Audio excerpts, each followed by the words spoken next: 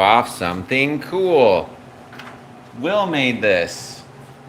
Oh, it makes it backwards on the live stream, doesn't it? Oh well. Well, it says Happy Healing Season backwards. And Will made this because he wanted to help our family honor this healing season better. So normally we always have this going on. So this is like the thing we have, the blackboard thing we have going on. Hey Will, say hi. That's Will. Hi, this is me and Will. Hey Will.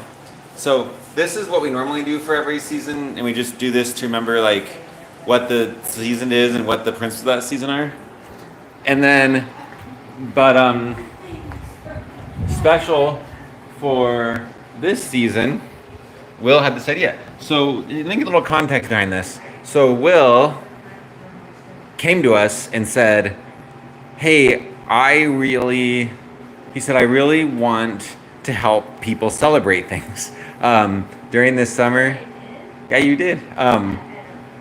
This summer we've been going to like events put on here in town at the like community center, and he just felt the bug of that, and he said, "You know what? I think it would make me happy, and I'd be good at helping other people celebrate things that are important."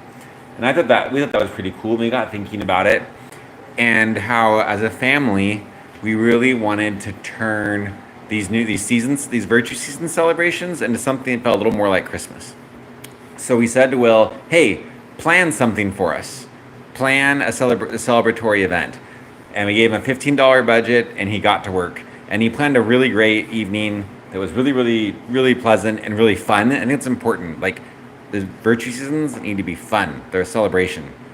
And because I think that it's easy to be like, oh, we have this idea like being good or being virtuous is like this, like, it's hard work, and it's like all about like being good, and you're supposed to be kind of like serious about it because it's being good or something. But that's not what this is. This is celebration. This is virtue is just how to get along with people well, and how to have harmony between us, and how to create good things. And that can all be fun. Like, why not? Um, Hello, Jehovah Java. Hello, Sarah Smith. I am responding to you, Jehovah Java. So Will made this to help us remember that this season, these 28 days right now, we are focused on healing. So so this is what we're doing. So on this paper, whenever we have moments in our family right now that have like moments where we experience some kind of healing, we're just writing on here like what those moments are, so at the end of the season we can reflect on it. And I think that is just a really cool idea that Will had. So speaking of reflecting on things, I want to just start this live stream the way we always start it, and because we do these every 28 days, and we're focused on like personal growth and learning to become your best self. So I want to hear from you all in the chat. Over the past 28 days, how have you grown? What do you want to celebrate in terms of personal growth over the last 28 days, over the last month or so? While y'all are thinking about that, I'll just hammock. I'm learning. Actually, this is one of the ways I'm growing. One of the ways I'm growing is that I'm learning to happy birthday. I'm glad you had your birthday, Jehovah Java. That is very, very, very good. I'm glad you are with us another year. Birthdays are awesome. It's like birthdays are just a chance to be like, I'm glad this person exists. It's so great. Anyways, here's our hammock setup.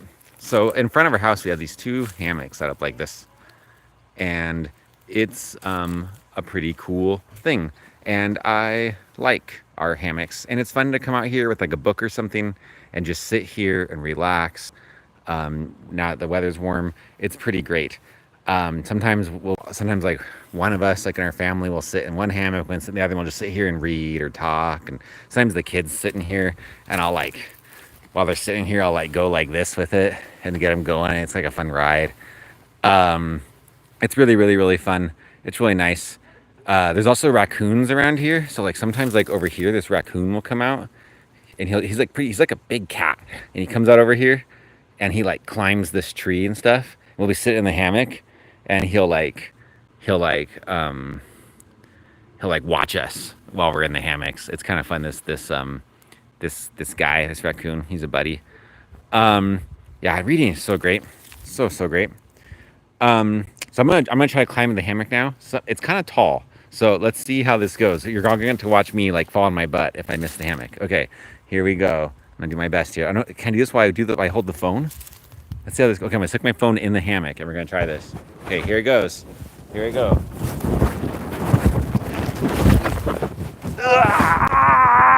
Okay, I made it. I made it into the hammock. Okay, here I am. Okay, reading is great. So yeah, some ways I've grown in the last 28 days. And then I want to hear about you guys, how you've grown in the last 28 days after I finish. So I've gotten a lot better at communicating my boundaries to people. At not just like so much of my life I just kind of like put up with what people are doing and go, well, I guess I can just put up with that. But I've been like really honest with people about, hey, this is a boundary for me.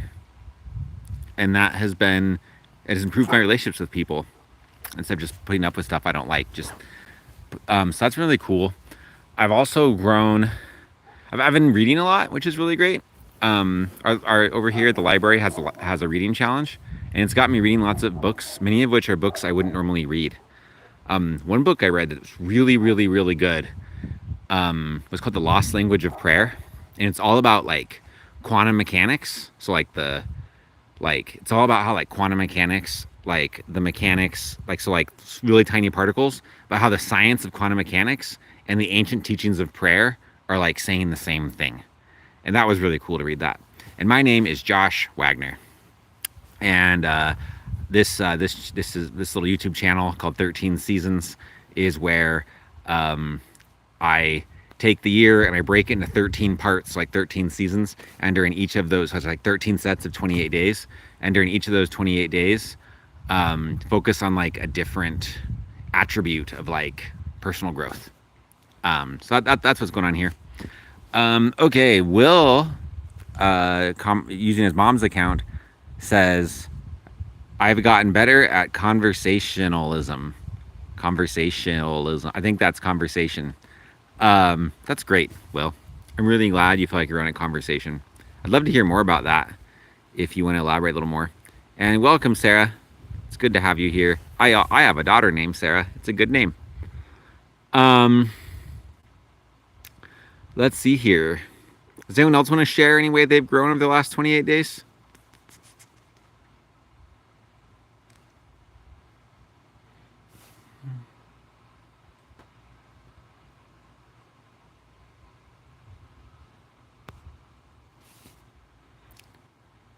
Yeah, go for it, Sarah. How have you grown? You had your birthday. How have you grown during last month? I love that you're like, me, I want to share. I love the enthusiasm. It's like kind of meditative, just kind of swinging this hammock. Just kind of be here in nature. It's really nice. Here, under the trees. Look at these trees, they're so pretty. I'm so glad you're sharing with your sister better, Sarah. That's really, really great to see. Hey, Gojo and Fortnite Edits. You've been here before. Hi. And Joseph Needs a Grilled Cheese, which is a brilliant name. I love that name so much. You should get a prize for your name. I've grown by not just praying, but asking the Holy Spirit to be in front of me every step. That is really cool. I really like that a lot. That's interesting to think about. I'm curious to know from you, like, what having the Spirit in front of you every step means to you. Like, what is that phrase? How's that phrase like? How does that when you focus on that phrase and you do that, what does that look like in everyday life? That sounds really, really deep and like really profound and really like real, right? How is my day going? For my day today, I slept in this morning, which was good. I needed the extra rest, so that was good. I went to church, And I don't know. At church and other times today, I felt honestly a little triggered. Like I've had like some experiences with other people that have experience with myself that have caused me to feel a little like agitated and kind of like frustrated with things. That's not a bad thing. It's not a bad thing at all. Like we can say our emotions are triggered, but the other way to say is our emotions are activated. And it's not a bad thing to like feel things, you know? Um, like I think that um yeah, and so I've just been feeling some things and I've just been processing those feelings. One thing I've learned that's really powerful is that when I'm and this has to do with we're talking about healing today, like how to heal. And this has to do with healing. Something that someone taught me a few months ago is that when you're feeling like when you feel like your emotions get activated, or people might say you feel triggered, to say, why do I feel this? And see what comes up. And then say, but why do I feel that? And things up, and say, but why is that? And just keep asking back and forth, like why? And like you'll find that like you'll experience like you might feel like you feel something because of a certain experience you've had, but then you ask why, you discover another experience is the root of that. You keep going back. And it seems that what the way this was taught to me is that if you go back, that by the time you get back to 7 whys, when you get back 7 levels, by the time you get 7 levels, you found like the root of the thing. I think that's interesting because in like in like the Bible and in other like religious traditions and spiritual traditions and even like mythology and stuff like that, um, seven's like a really significant number. Like 7 is like this number of completeness. Like you've gone all the way. You know, like we have 7 days in the week, right? Um, in Catholicism, there's like 7 like chief angels, right? Seven's just like a significant number. Um, and it's like 7's like a complete cycle. And for some reason, it seems like when I go back 7 levels, or sometimes even sooner than 7, I've gotten all the way back to the root of what it is that's really bugging me. Um, so yeah. Let me give another. I'll give a little example of that. Like today, what? So I was feeling agitated, feeling annoyed, and I didn't know why I felt annoyed. I'm like, why do I feel annoyed right now? like what's going on here? Why do I feel this way? And then, um, and a thought came to me about like why I feel that way. And then I asked myself again, and I was like, but why do I feel that? And then I remembered a really traumatic experience I had when I was 4 years old. It was like really, really traumatic. And I was like, oh, okay. So I'm feeling agitated actually because of that. And I thought, but why did I feel that? And then I had this memory just flash in my head of when I was like a brand new baby, which was really weird. And I remembered being a brand new baby, and I remembered like I had this memory of just being a brand new baby, and just it was like hard to wait to get fed. I had a memory of that, and like I had this feeling of like when I was waiting to get fed, I worried that I wasn't good enough, and maybe like no one would take care of me because I wasn't good enough. And then I started to understand that like my feelings right now of feeling like not good enough, like go all the way back to there. And it's kind of wacky to think about that. Um, and and yeah, but when once I understand that, then I can go, oh, that's what's going on. I get it, and that helps with the healing process. Helps to like understand. Um, I don't know why you wake up at 3 a.m., Sarah, but I hope you'll get some better sleep. Um, Joseph needs a grilled cheese says, when I feel triggered, I tell God about it, ask the Holy Spirit to guide me through. Yes, God is the Holy Spirit. Um, I'm like really glad that you have found like a spiritual practice that works for you. Um, to find like to work through that kind of triggeredness. And I really love that like you take each time as its own time. Like you let like spirit guide you through like each time. Like sometimes we get in this idea, I get in this idea, there's like a formula. Like there's like one way I'm supposed to heal these things. But I think it's really important to let each experience be its own thing. And if we have like spiritual practices that can guide us through the process of like healing each thing as its own thing that's unique, that's really cool. Sarah asks, do I play any games? Yeah, I do play some games.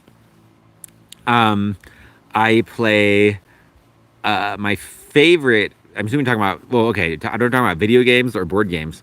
or other kinds of games. I'll answer all those questions.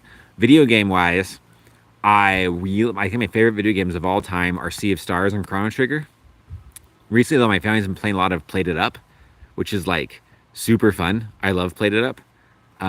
It's actually really fun because I think one thing about Played It Up is it requires a lot of teamwork, and so like we're talking about healing or creating solutions today, and it's interesting to take those principles and apply them to a game like Played It Up. Like if we're having a hard time like doing a level together and making the teamwork work, we can like stop and review the principles. Played Up. Did I say it wrong? Is it Played Up? We can review the principles of problem solving and the principles that go with this season, and figure out how to use those to be like, oh, how do we work together better as a team, or how to solve this level or beat this level together. And I think that really just shows that like the virtues we're talking about here in 13 seasons apply to everything. Like everything. Like you can apply them to like things that feel big or things that feel small. You know, you can apply them to playing a video game and being successful at the video game, or you can apply them to like getting along with like a spouse or a parent or a sibling, or you can apply them to, you know, like figuring out like stuff at school or at work. Like it doesn't matter. Or I mean, I'm applying them a lot to gardening right now. I'm doing gardening. I apply them to growing my garden. They work for everything, like everything. And so yeah, so like an example of this, the 4 principles of this season for creating solutions or healing. If you think about it, creating solutions and healing are the same thing, right? Like if we have any kind of problem and we're trying to fix it, we're trying to create a solution, we're healing that problem, right? We can heal relationships. We can heal. You can heal a relationship. You can heal a problem you have at school. You can heal your pipes if they're broken, right? Like creating solutions and healing are just the same thing. And so yeah, so if your sister keeps copying you, like you're saying, Sarah, you can like heal that, right? Melissa just got on. She said, I've been more open and honest about how I really feel and what I believe in. That is so good and like so perfect for for the communication season we just had. That's so perfect. So yeah, but let's talk about how to heal a situation where your sister's copying you. That is a great thing. Now, I don't have a perfect answer that's going to apply to every situation because context matters, right? Like what's going to work with one person will be different than others. And that's why I really, really love our friend Joseph Needs a grilled cheese sandwich. Like he said that he lets his spiritual process guide him through each time he's like having emotional problems. He lets himself be guided to the unique solution for each time. So I don't have like the perfect answer for every single time a sister is annoying you, but I can give some general principles that can help, and then you can figure out how to apply those principles to your situation. So first principle I would share is because there's 4 principles for this season, and one of them is synergy, or another way we can call synergy is like teamwork, right? So like unity, synergy, teamwork, these are all different words for like the same principle. And the idea here is that you don't try to solve things by yourself. You work together with others. And that's really important. Like we're all here to help each other.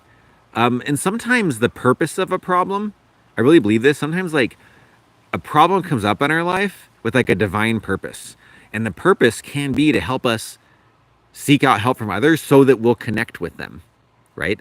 So like I could have a problem with my sister copying me, and I'm trying to solve my own, it's not working, and then I go to like someone else, like my parent or like a friend or a live stream and I get help from someone, and then because I get help, I feel more connected to that person who helped me.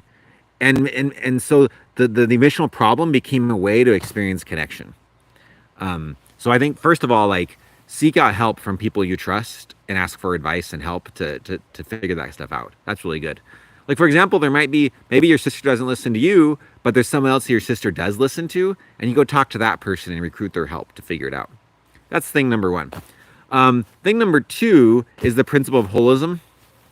So holism means like not just taking care of symptoms, but getting to the root of the problem. So it's powerful to be like, hey, why does my sister copy me? What is she trying to get out of that? Like, what is it she really wants? Is she like, maybe she wants attention? Maybe she just loves you to death, and that's the way she gets attention from you. Maybe she wants, maybe she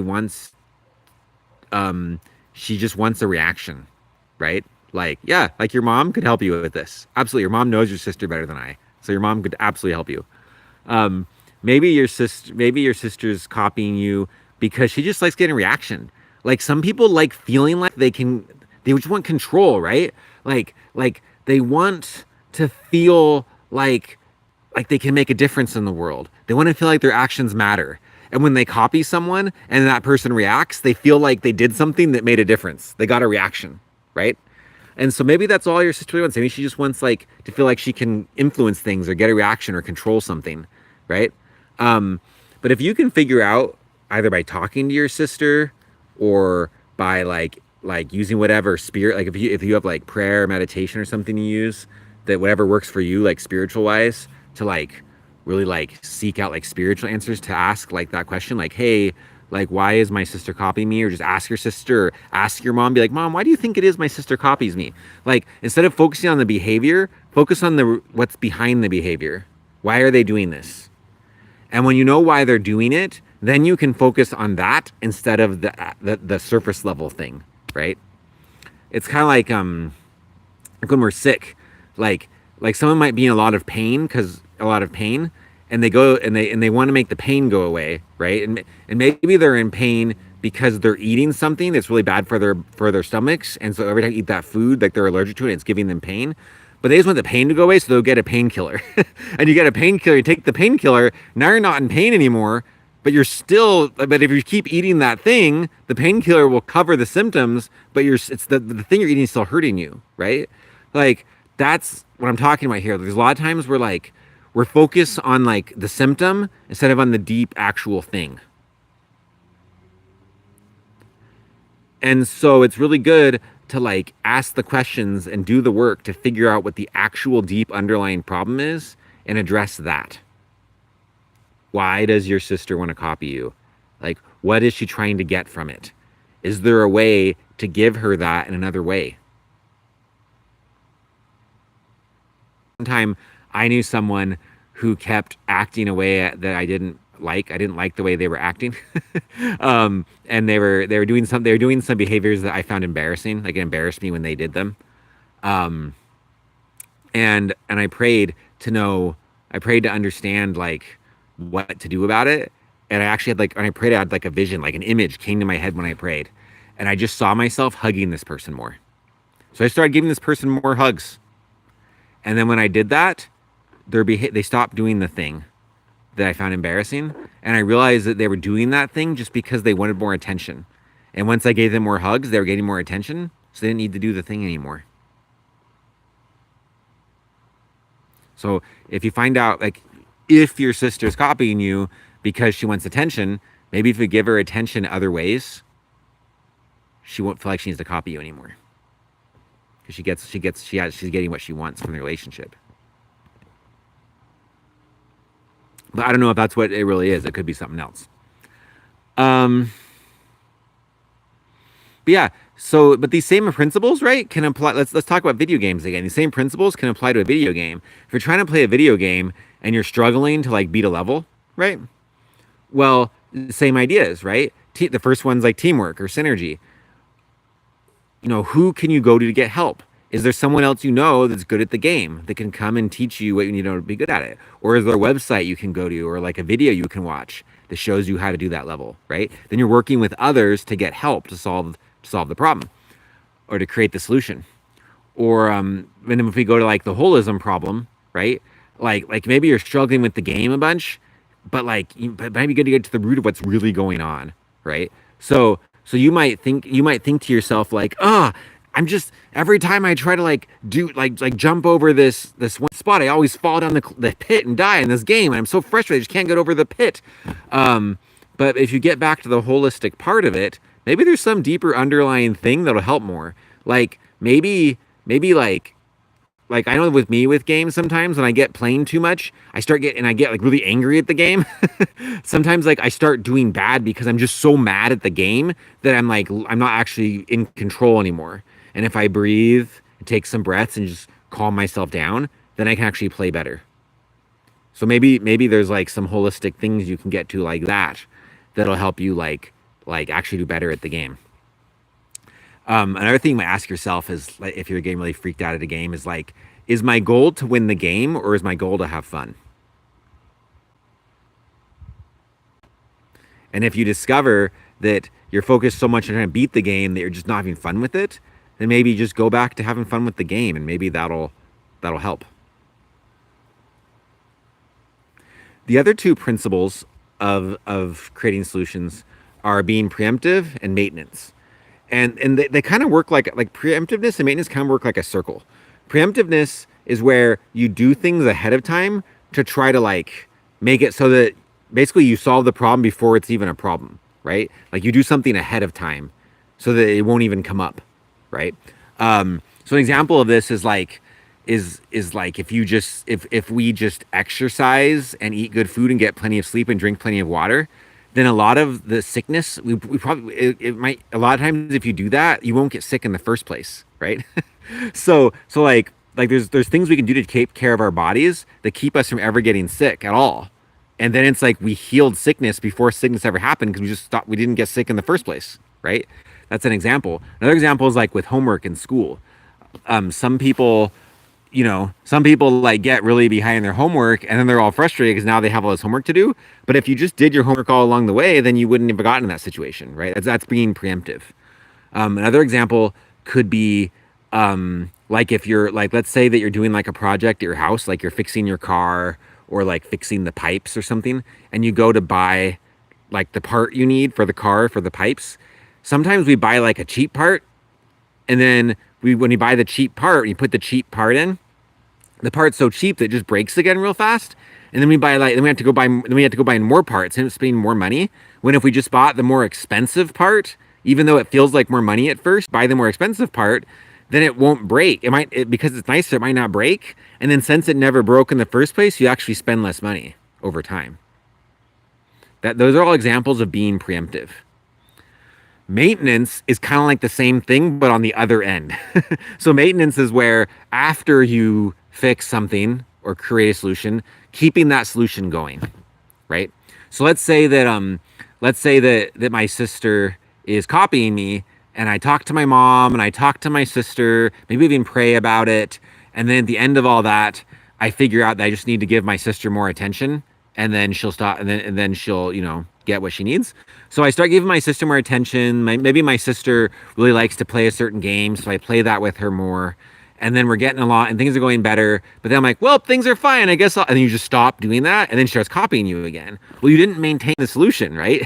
like whatever the solution is, you got to keep doing it in order to keep experiencing the results. You catch up on your homework, and then you stop doing your homework and you get behind again, right? That's not maintenance, right?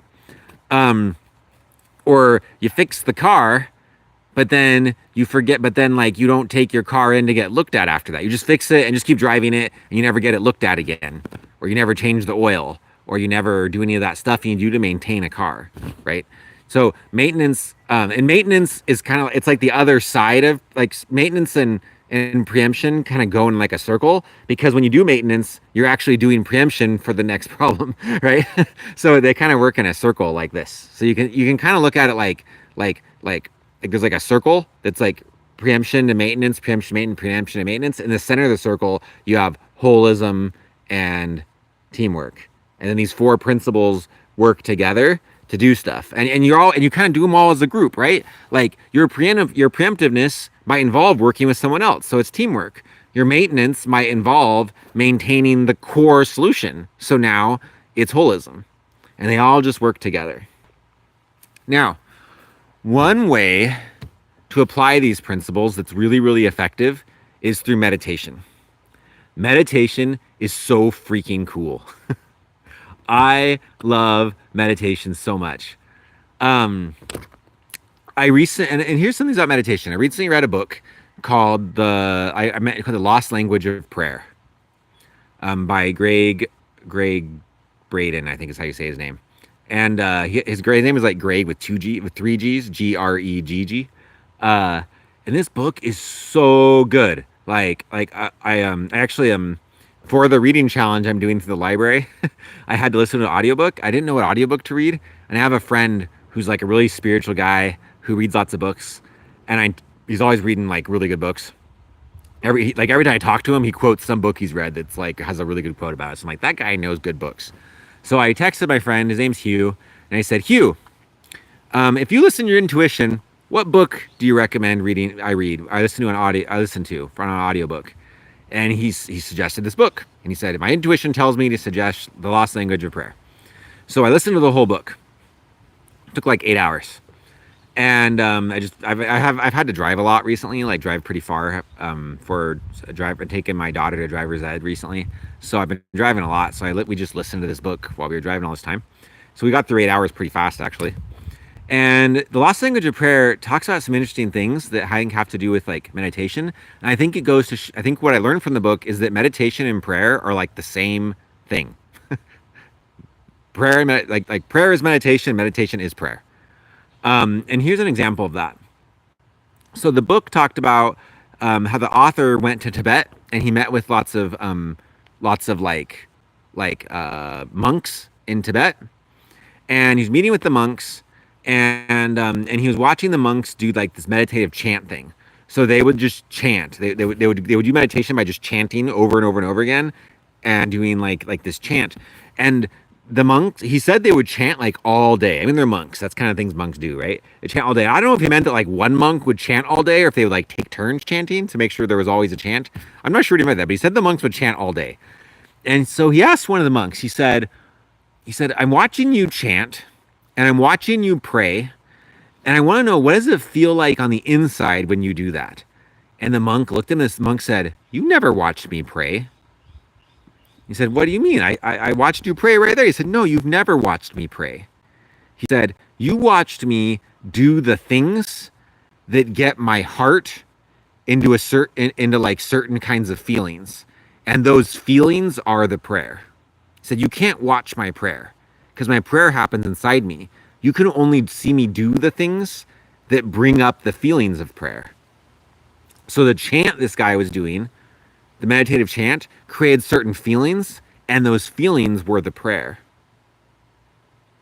That is powerful stuff. So when we meditate, our meditation can like bring up certain feelings, and those feelings can become a prayer. And we can do an example like this right now. We can do an example together real fast. So ever since we learned this, my family's been praying differently. So instead of just like saying prayers, like a lot of us say things like we go to eat and we're like rub-a-dub-dub, thank you for the grub or something, or we go to eat and we just like say maybe say the same words, like you're like, dear Heavenly Father, thank you for this day. Thank you for the food. Please help us be safe. And then we just end our prayer, right? Amen. Like we just say these, if we just say words, but there's no feeling behind them, then we never actually prayed, because the only point of saying the words is to bring up the feelings. So saying the words is great as long as the feelings are behind it. Otherwise, you never prayed. You just said words. And so, let me give you an example here. And this I think is part of holism, right? Because if we're trying to use prayer to create solutions, but we say words but never feel the feelings, we did not pray holistically. And we never actually experienced synergy with God.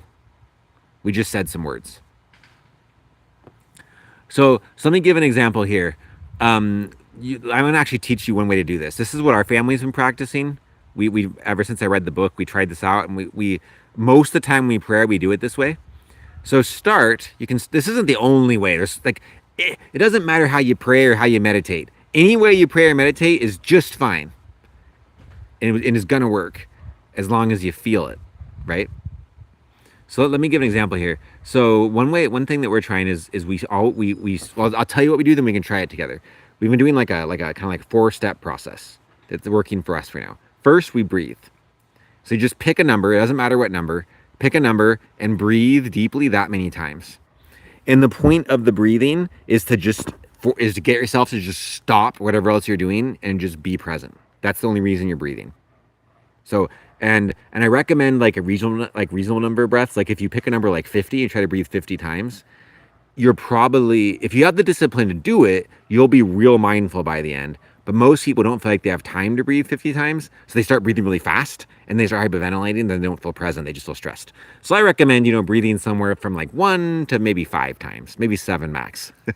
So breathe a certain number of times and make each breath meaningful and really be present with each breath. Then think of something that brings up high frequency, heart centered feelings. And what I mean by high frequency, heart centered feelings are feelings like love, gratitude, wonder, awe, forgiveness, those kind of feelings, the feelings that feel like that. And so you're going to think about anything at all that brings up those feelings. It doesn't matter what it is. Anything that brings those feelings. So just thinking about something you're grateful for will bring up those feelings. Thinking about a time when you were like staring at the night sky and you noticed how big the sky is, and that's awe. That'll bring up those feelings. Just thinking about someone you know loves you brings up those feelings, right? Thinking about a time when you forgave someone or someone forgave you. Just think about something like that, just to bring up those feelings, because those feelings are the fuel of prayer. Just like a rocket ship needs fuel to go into space, prayer needs fuel to go up to God, or to go, it isn't really God. I mean, that's not really literally how it works, but to go into the world and make a difference, your prayer needs feelings behind it. Feelings are the fuel. And it's important for the feelings to be those high frequency, heart centered feelings, because if the feelings are low frequency feelings, your prayer is going to create the opposite of what you want. So if you're like, anger can fuel a prayer, despair can fuel a prayer, sadness can fuel a prayer. All these things can fuel prayers, but the tricky thing is, if you use those feelings to fuel your prayer, then your prayer is going to create that experience. so if you use anger or hate to fuel the prayer, if you're praying to know how to help your sister not copy you, but you use anger or like guilt or like something like that to fuel your hatred, to fuel your prayer, then you're going to actually make you will create a prayer, but your prayer will become a curse, and it's going to actually create more of what you don't want. So it's important that it be high frequency feelings from the heart, the feelings that exist in the heart. And when you do that, then it gives fuel to your prayer that'll like get it to where you need it to go, like the spaceship. Then after that, you kind of just say the things you want, but I recommend not to use language that implies that you're poor or needy, right? So you can say things like, please give me this, but then you're like begging, and it creates this feeling of like, I want this thing, but it's really hard to get it. And that just gets in the way of what you want.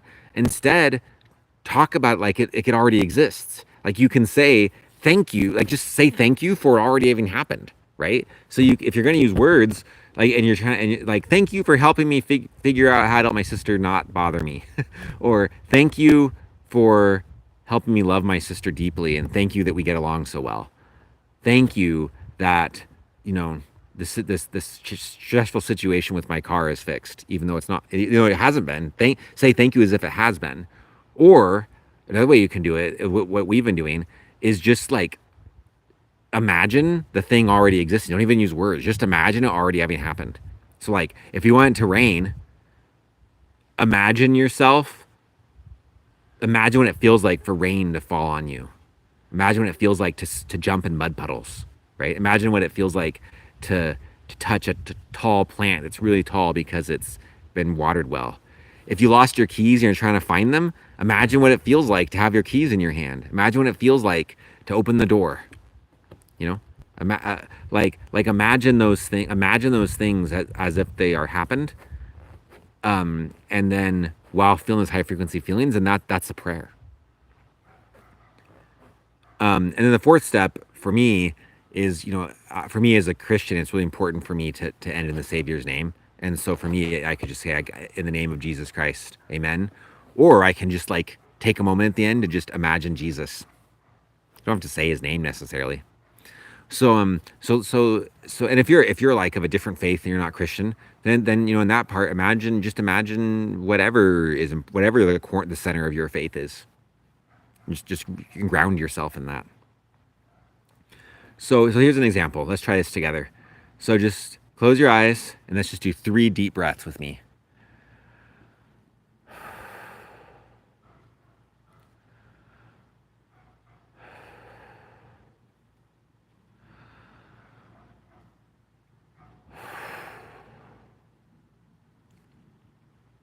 Now remember a time when you knew you were loved. Remember a time when you were absolutely certain you are loved. Remember that moment and what it felt like.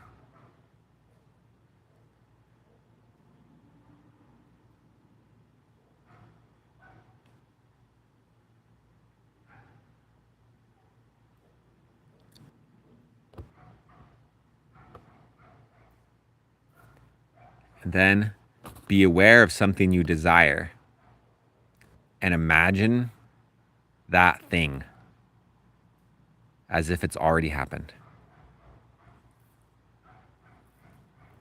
When your desire is met, what does it look like?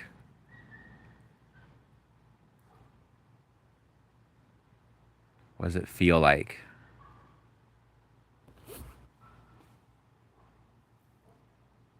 What does it smell like?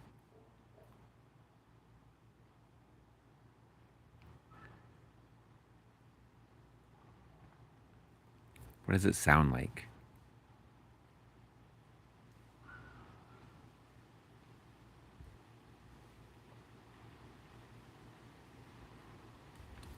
And then just be aware of Jesus or whatever God is to you.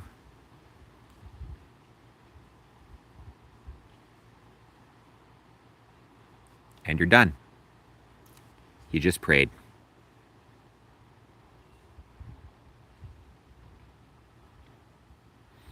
And I think praying that way applies all 4 of the principles we're talking about. We use holism because instead of just saying words, we got to the root of what prayer really is to really do it. We didn't just go through the routine. We actually did it. We did synergy or teamwork because we all prayed together.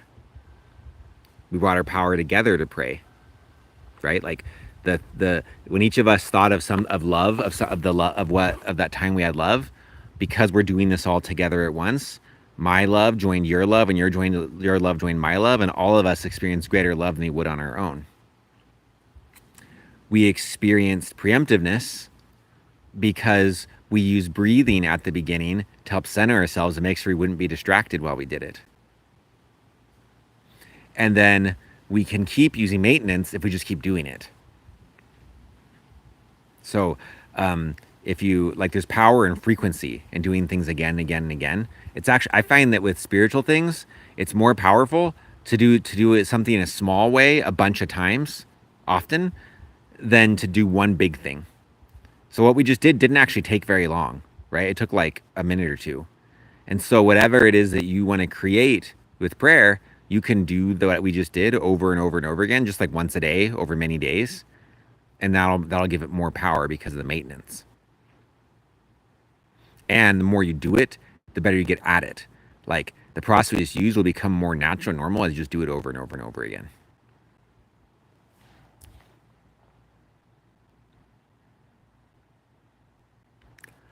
I'm curious to know if anyone has any questions right now.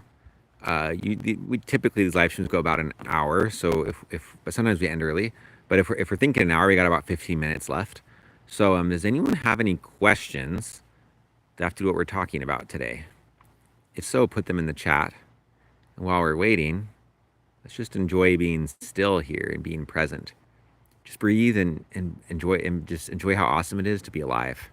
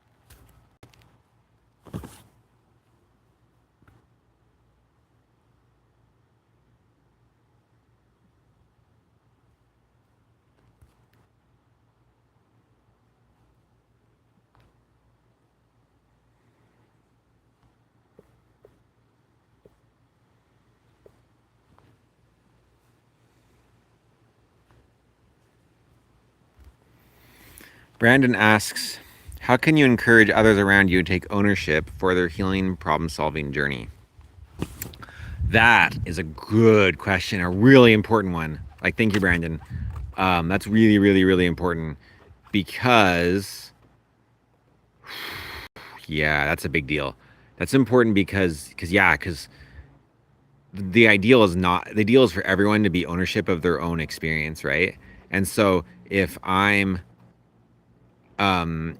like if I'm constantly trying to solve other people's problems instead of them taking ownership, that's just it's just not going to work well over time, right? It doesn't really apply, it's not synergy, right? Because they're not doing their part to take ownership of it, right? And it's not maintenance because they need to maintain it, not you. So it'll help people take ownership of stuff of creating their solution instead of you trying to do it for them. It's an important part of boundaries, and it's just good practice. So boy, is that an important question. And boy, can it be hard to know how to do it in different situations. Let me see what I got for you for today. One thing is to try doing the process we just did today and use this kind of prayer we just did to pray the solution, to pray the future you want where they do that. So like take time each day to breathe, to bring up those feelings of love, maybe maybe in this case, love or gratitude for the person who you want to take ownership. And then just visualize what it looks like and sounds like and feels like and smells like when they take ownership. And just that you could do that in a minute or two and just do that a little each day and see what happens. That could be one thing. Another thing that I would say is be real honest with yourself, because you can't control them, you can control yourself. So I'm talking about what you can do, because you can't make them do anything. So the next thing that could be helpful is to be really, really honest with yourself to see if there's any part of yourself that kind of likes having control over them. Like sometimes we're annoyed by something, but some part of ourself is actually spiritually or energetically actually creating it. So it could be that I'm frustrated that someone isn't taking responsibility but deep down inside, some part of me actually likes that I am the one that solves their problem because it makes me feel good about myself. Or it makes me feel like it's good for my ego. So it's really powerful to like ask yourself the question, like look, like you get still and ask yourself, is there any part of me? You can do this right now. Like you get very still, listen to your body and say, is there any part of me that likes that they depend on me for the solution? And see if some part of you answers back yes. And you can do things like, well, where do you feel that in your body? And you can ask, and then you can get to like, you can use these same 4 principles and get into principles like holism and say, what's the real root of that, right? So once that part of you speaks up and says, I'm here, I'm the one that likes it when they depend on me, you can say, hey Joe, it's good to see you there. Thanks for raising your hand. And then you can say, all right, Joe, or rename that part of ourselves Joe. I don't know why it's Joe, but it's Joe. That's the name. We say, okay, Joe, why is that? Why do you like it when so and so depends on us for a solution? And Joe might be like, well, because of this one thing. And you say, why is that? And Joe might be like, well, it's because of this other thing. And why is that?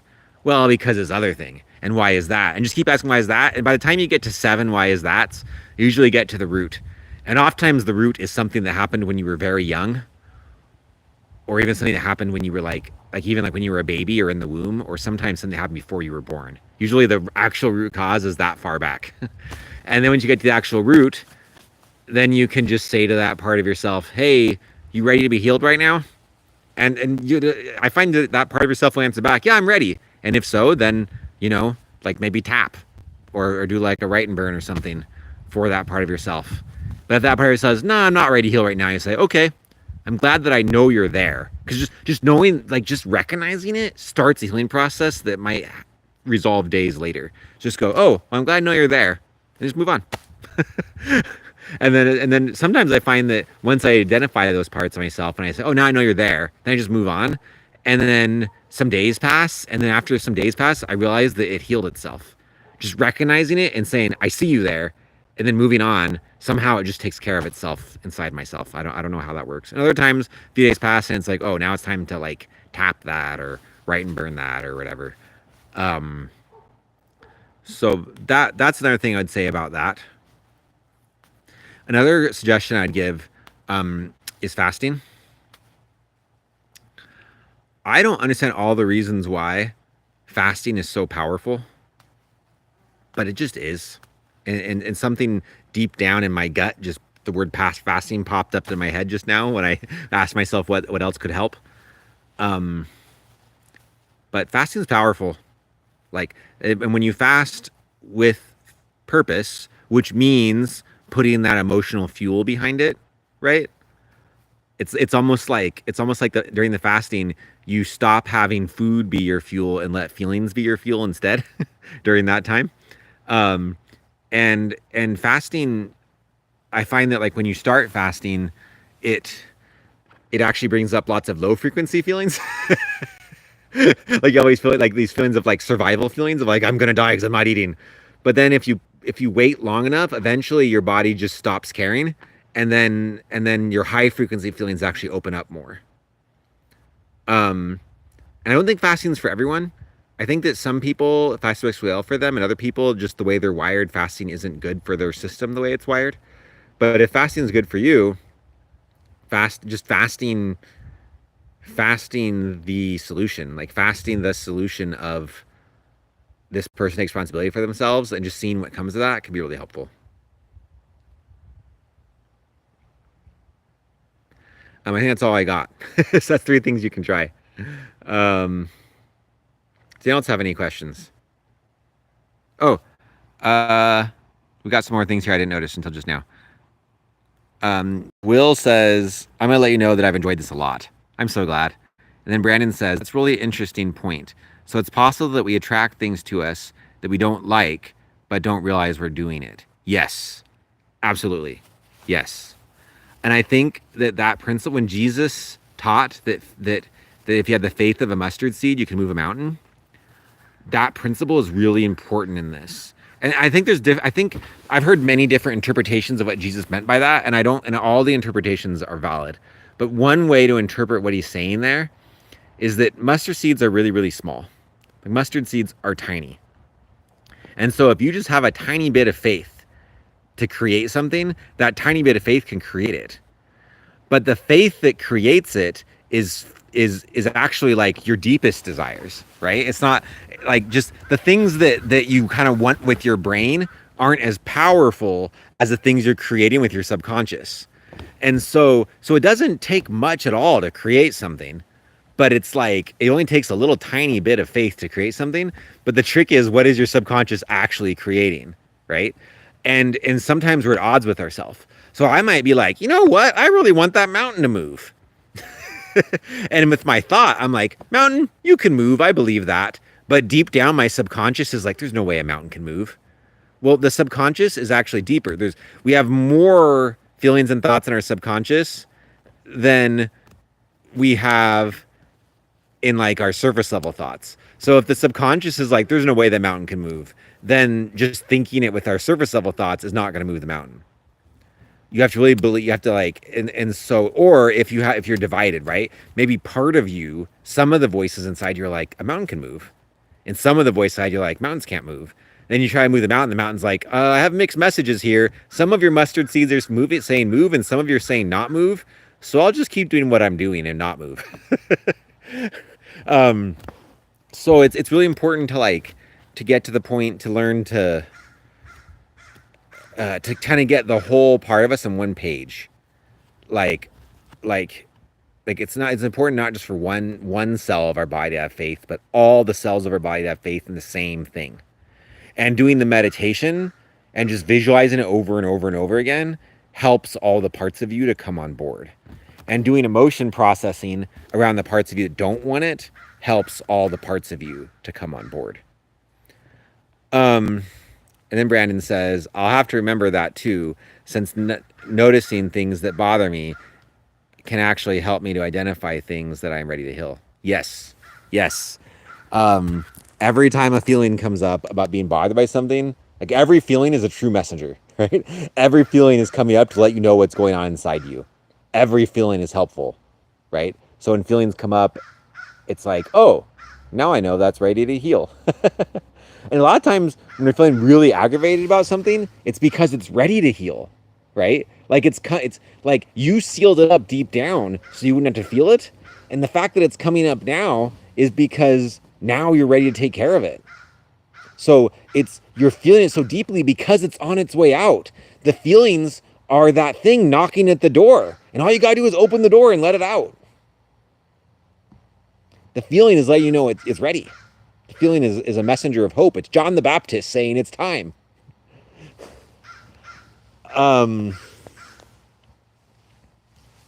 Prepare ye, the kingdom of heaven is at hand. And then Jesus comes and says, the kingdom of heaven is within you.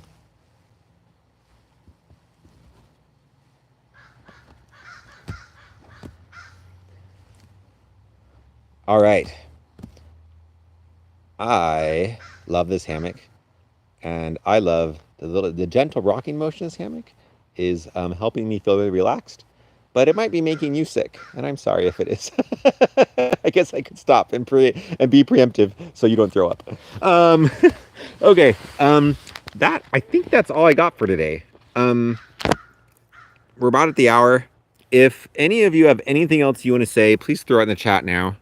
I really appreciate when you guys put things in the chat because it directs this experience. Otherwise, I'm just gonna stay on a little bit longer, and I think I'm just gonna stay on a little bit longer and just kind of like breathe and be still. Maybe do a little bit of my own little prayer practice. And whoa, guys! Actually, real quick, you can't see it very well. This right across from here is Cat Alley. Sometimes when you don't, a bunch of cats, oh, you can't see it. There were like 5 cats right here, but now they all left. They were all there at once. It was cool. You missed it. Okay. Anyways, I'm just gonna be here, be present. I'm gonna breathe. I'm gonna just create things I want to create for myself, and I'll just keep an eye on the comments. If anything else, anyone wants to say anything, go for it. Otherwise, feel free to log off now, and just enjoy this healing season. Happy healing. Good luck with all the healing. Good luck with all the challenges that come with healing. Enjoy it all. And I wish you the best.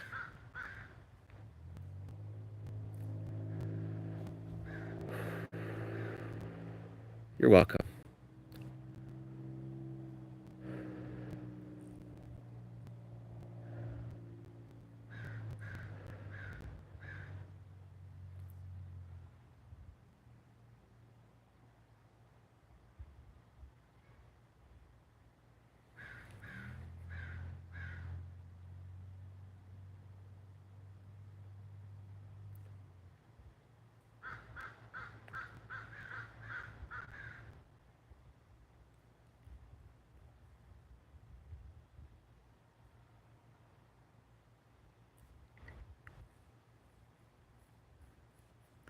Bye, Will. According to this, Brandon and Will are the top fans of this live stream.